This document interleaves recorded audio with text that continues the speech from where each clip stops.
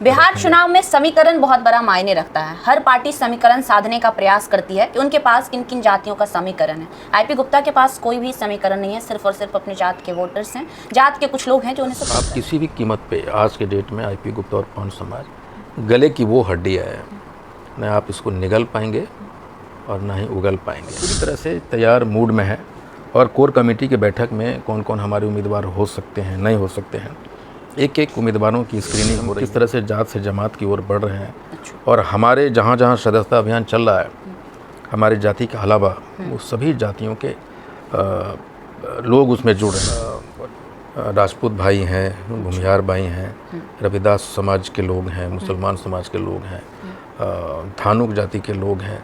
ऐसा कोई भी एक जाति ऐसा नहीं है जो हमारे प्रति हमदर्दी और सिंपैथी नहीं रखता। सभी जात के नेता सभी बड़े बड़े पार्टियों में ऑलरेडी हैं, तो बाकी जाति के जो लोग हैं वो आईपी गुप्ता से क्यों जुड़ेंगे? बड़ी बड़ी पार्टियां हैं, उनके जात के नेता को भी मंत्री बनाया जा रहा है, हर जगह पे उनके लोग मौजूद हैं, तो उन्हें छोड़कर आईपी गुप्ता के साथ क्यों आएंगे लोग? देखिए, गठबंधन में तेजस्वी जी के अलावा कोई दूसरा चेहरा नहीं है, ये हम भी जानते हैं, उनके एलआई भी जानते हैं। लेकिन अगर कहीं घोषणा नहीं हुई है, लेकिन एक अंडरस्टैंडिंग है कि चेहरा वही है, एक सही समय का कहीं न कहीं इंतजार हो रहा होगा और तेजस्वी यादव ही मुख्यमंत्री के चेहरा होंगे महागठबंधन में। इसमें कोई बात हो रही है ना।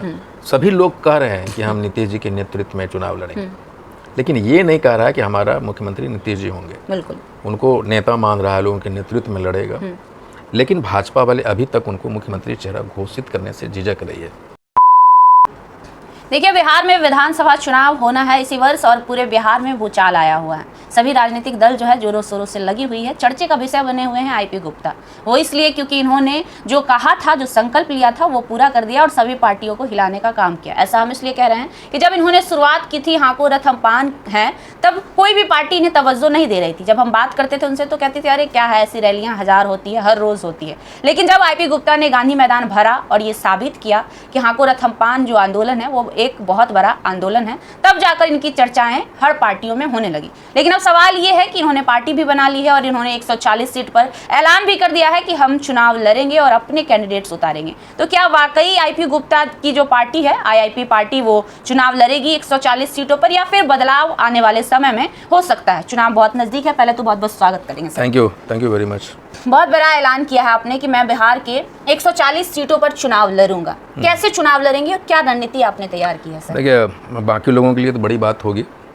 कि तैयारी करनी होगी उनको, और हम 6.5-7 महीना से लगातार सड़कों पे रहे हैं। हमारी जिनमें 140 सीटों की बात की है, उन सीटों में आज के डेट में हमारे बूथ लेवल कमेटियाँ हैं। अच्छा, हम एक एक घर को जानते हैं उन सारे विधानसभा में।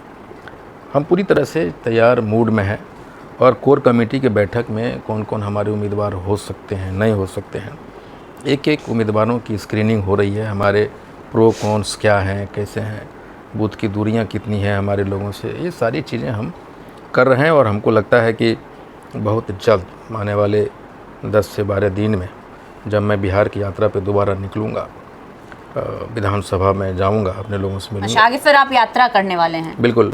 जून के फर्स्ट वीक में दिल्ली में मेरी 5-6 दिन कुछ पत्रकारों से मेरी इंटरव्यूज है, कुछ ऑडियोलॉग से मेरी मुलाकात है।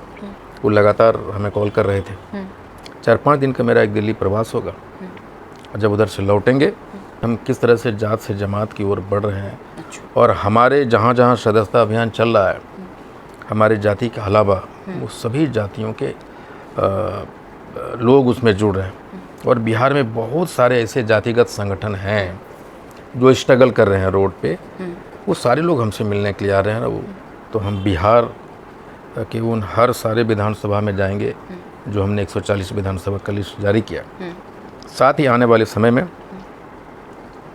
पूरा महीना कबीर जयंती आने वाला है जून में, और हम उसका एक प्लानिंग कर रहे हैं, एक टीम बनाने जा रहा हूँ कि कबीर जयंती कैसे हर जिला में और कहाँ कहाँ मनेगी। अच्छा। तो ये आने वाले दिनों में हमारे प्रोग्राम है, और ये सारी चीज़ जब फाइनल हो जाते हैं तो निश्चित तौर पे हम पब्लिक डोमेन में इन सारी बातों को। बिहार चुनाव में समीकरण बहुत बड़ा मायने रखता है। हर पार्टी समीकरण साधने का प्रयास करती है कि उनके पास किन किन जातियों का समीकरण है। आईपी गुप्ता के पास कोई भी समीकरण नहीं है, सिर्फ और सिर्फ अपनी जात के वोटर्स हैं, जात के कुछ लोग हैं जो उन्हें सपोर्ट कर रहे हैं। जात के कुछ लोग नहीं, पूरे मैंने जो 140 विधानसभा का जो लिस्ट जारी किया उसमें 40 लाख से ज़्यादा वोटर्स हैं हमारे, जो मैंने किस विधानसभा में क्या है जिसकी मैंने गणना की है जी। लेकिन आप देखेंगे कि वो संपर्क कर रहे हैं। अच्छा।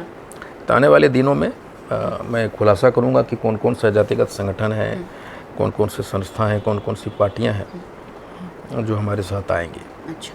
लेकिन हमने अपनी तैयारी शुरू कर दी है, ये एकदम बिल्कुल फाइनल है। 5 जाति के अलावा और कौन कौन सी जातियां हैं जो अब तक सदस्यता ग्रहण कर चुकी है आईआईपी पार्टी में? देखिए उसमें राजपूत भाई हैं, भूमिहार भाई हैं, रविदास समाज के लोग हैं, मुसलमान समाज के लोग हैं, धानुक जाति के लोग हैं।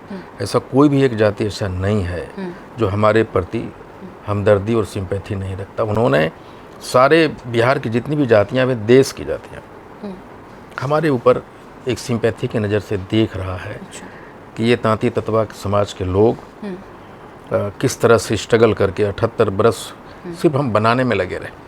लेकिन जब गांधी मैदान में हम भूखे प्यासे और जब आए तो लोगों की नज़र हमारे तरफ गया और हमारे संघर्ष की तरफ गया, और उस संघर्ष को देखते हुए लोग हमसे जुड़ना चाहते हैं। कुछ ऐसे भी लोग हैं देश विदेश के जो ये जानना चाहता है कि हम कैसे आंदोलन खड़ा किया और वो भी आंदोलन करना चाहते हैं। बिल्कुल। तो बहुत सारे ऐसे लोग हैं जो हमसे जुड़ रहे हैं और हमसे बात कर रहे हैं। मतलब आप कहना चाहते हैं कि सभी पार्टियों को नुकसान पहुंचाएंगे आप बिहार में?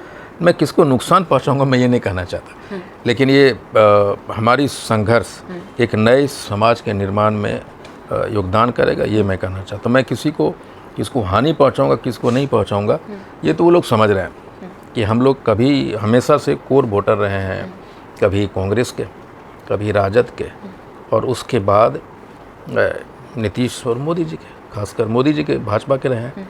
लेकिन जो लोग जिन लोगों ने हमारे साथ ऐसा किया, आज हमने भाजपा और जदयू के मुंह से अपने लोगों को निकाल खड़ा किया है और उनको ये बताया है कि गुलामों को और भिखारियों को मुट्ठी भर अनाज दिए जाते हैं, पेट भर के खाना भी नहीं दिया जाता, और वो उन लोगों ने समझा है।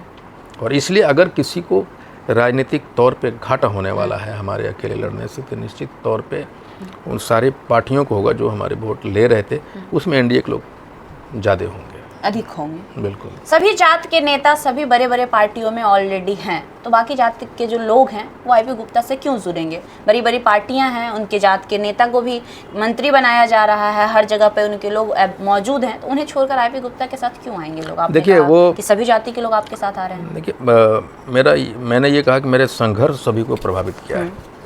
जो संघर्ष हमने 7-8 महीने सड़कों पे किया, गंद वो दिखाई पड़ा है, और एक नए तरह की राजनीति को देखना पसंद कर रहे हैं। अच्छा। और आप देखेंगे कि जिस पार्टी में जो लोग हैं, नेता हैं, वो उनकी दायरा कितना लिमिट है।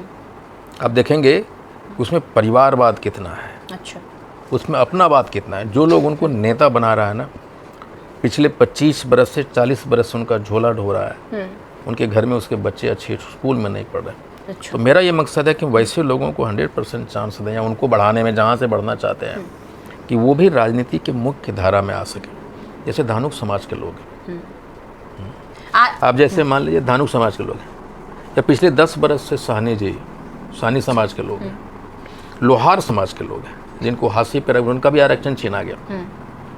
वो सारे लोग एक उम्मीद देख रहा है हमारे संघर्ष में कि हम भी अगर ऐसा संघर्ष कर पाएंगे या आईपी गुप्ता के साथ जुड़ पाएंगे तो एक जो चाहत है उनकी या जो मंजिल है वो प्राप्त कर सकते हैं। आने वाले समय में आईपी गुप्ता परिवारवाद नहीं करेंगे, इस बात की क्या गारंटी है? क्योंकि सभी भी जितनी भी पार्टियों का निर्माण हुआ है, पहले अकेले ही आए हैं वो लोग, बाद में परिवार नहीं, बिल्कुल परिवार वाले को होना चाहिए।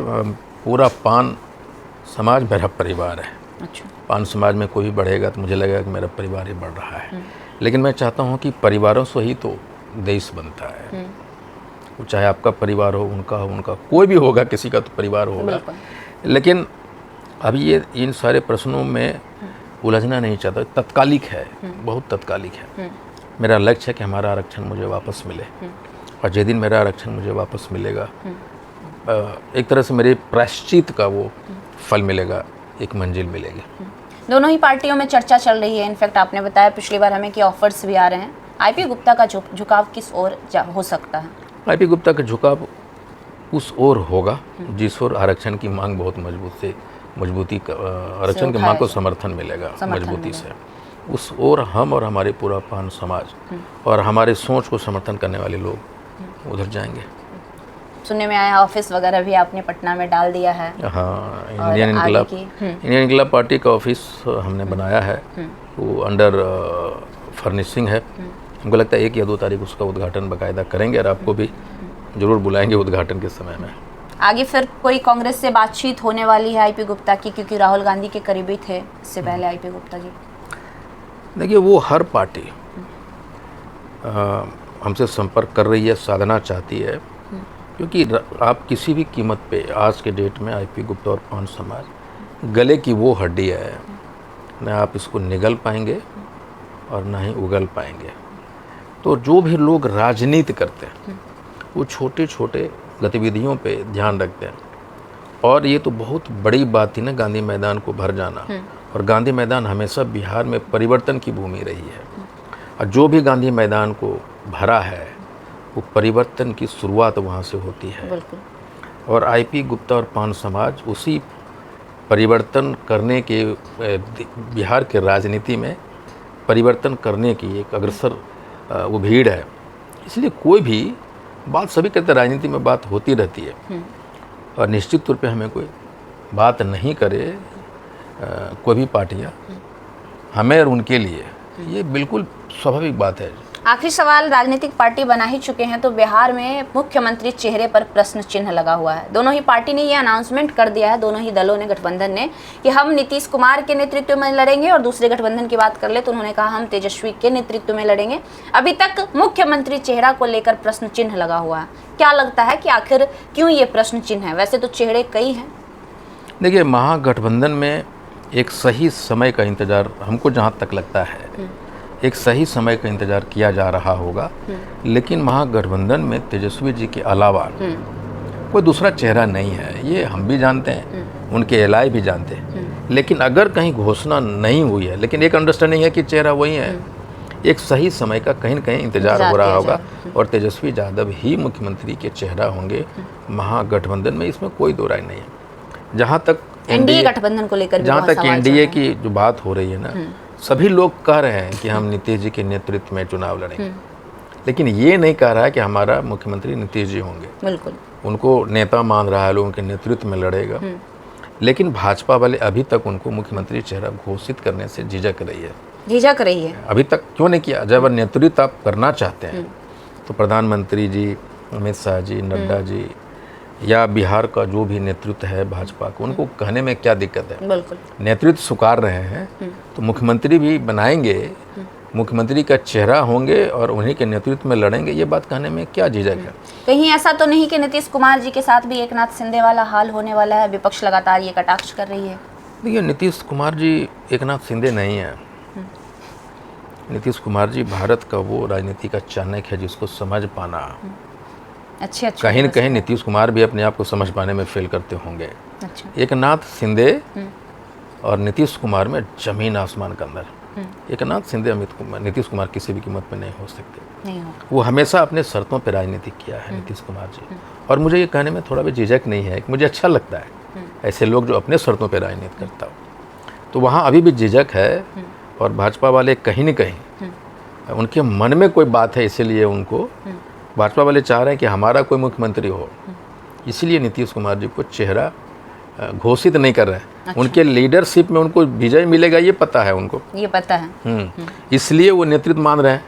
लेकिन उसके बाद क्या होगा ये एक बड़ा प्रश्न, कहना बहुत बड़ा मुश्किल है, बहुत बड़ा प्रश्न। आखिरी सवाल, आईपी गुप्ता की नज़रों में आखिर सीएम बनने के लायक कौन है? तेजस्वी यादव, नीतीश कुमार, चिराग पासवान, प्रशांत किशोर, ये सभी रेस में है, सभी अपने आप को सीएम चेहरे के तौर पर उनके समर्थक बताते हैं। ये प्रशांत किशोर, चिराग पासवान जी दुनियादारी, अपने से जितना आईपी गुप्ता के समर्थक भी आईपी गुप्ता को सीएम देखना चाहता है, लेकिन ये सब दिवा स्वप्न है। अभी फिलहाल सिर्फ दो ही चेहरा है, नीतीश कुमार और तेजस्वी यादव जी, और कौन बनेगा, किसको पसंद करता है, उसका आखिरी फैसला जनता लेगी। जनता ही तय करेगी कि कौन सीएम बनेगा। और बिहार की जनता बहुत होशियार है, पॉलिटिकली बड़ा एक्टिवेटेड, एनरिस्ट है। जो भी डिसीजन लेगी बिहार की जनता वही सीएम होगा। चलिए, बहुत बहुत शुक्रिया सर।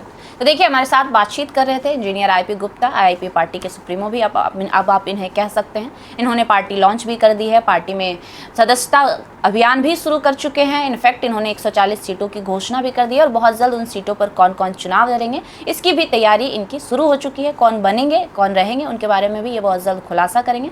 बहरहाल हमने इनसे बिहार राजनीति पर बात करने का प्रयास किया। बाकी इनकी बातों से आप क्या राय रखते हैं हमें कमेंट बॉक्स में ज़रूर दीजिएगा। लाइव लॉन्ग न्यूज़ देख रहे थे आप, मेरा नाम खुशबू है। बहुत बहुत धन्यवाद।